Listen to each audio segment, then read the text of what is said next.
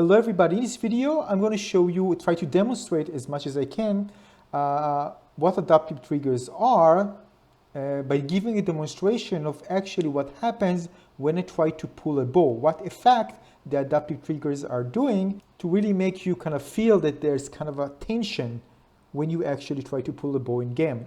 Basically like you see here in the game Astro Playroom on the PlayStation 5. Now I actually have resistance because on the PlayStation 5 I actually playing Astro and he's holding a bow. I'm going to show you footage in a second. So basically that's what happened. Look at this. If I try just to do this, there's a resistance. You see, I just can't. I just can't. Just can't. I need to put force in order to put it down. I need to put force. All right, put force. Now what happens if I press this one, by the way? I'm going to show it to you. If I'm going to do the same thing, I'm going to hold the phone here. I'm just going to tap the square, which actually releases in the game. It just releases.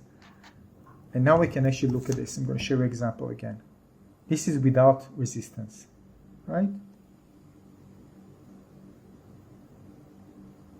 Again, not the same resistance as holding the bow, right? Very easy.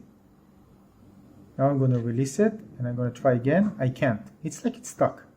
I just can't do it because I need to put force in order to do it. I need to put force. And there's also vibration, if you can hear. You hear the vibration? It's like you're pulling something. I put it on the table in purpose so you can actually hear it.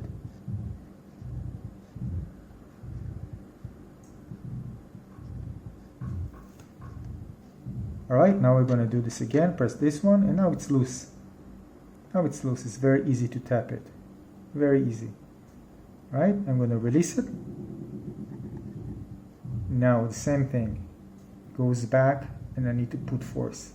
If I just try to do this, you see, you're just tapping. I can't. Now I try and do this without it. Look at this. Just tapping easily. And push it. I release it. And now I can't. I need to put force. Now the previous sound and the vibration that you hear was just from the controller. Now let's hear it in game. That's what you hear in your headset. And of course, when combined, it creates a very realistic experience that you're actually pulling a string of a bow.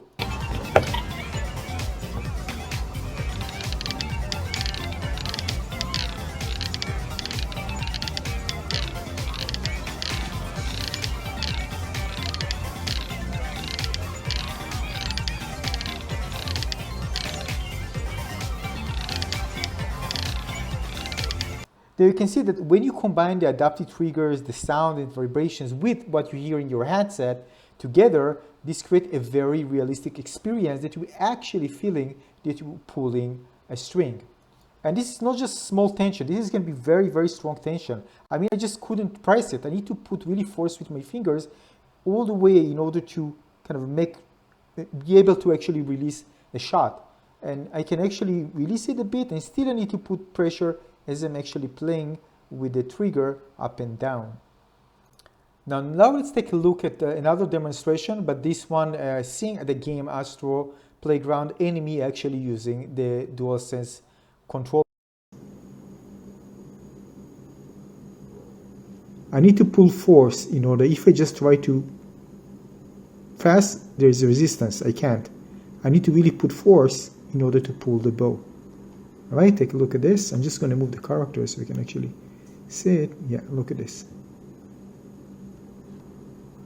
So if I try, now let's remove the bow, all right, and see what happens. First of all, again.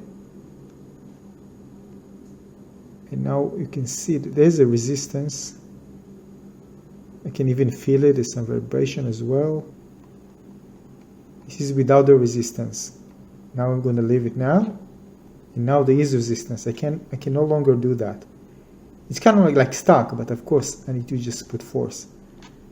I'm going to try it again. Now it's free, all right? There's no resistance. You see? You see, very easy. I did like this. Now I try to do it without this again. I can't. if I just put the same force, I can actually do this. It's like it's stuck. I need to put force in order to do this.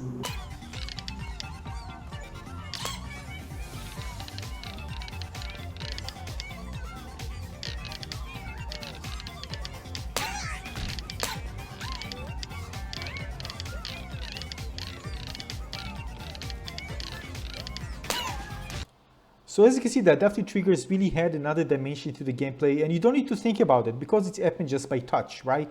You're already touching the triggers when you play, so it's just there. It actually works. It doesn't something that you need to think about, kind of activate. It's just there all the time.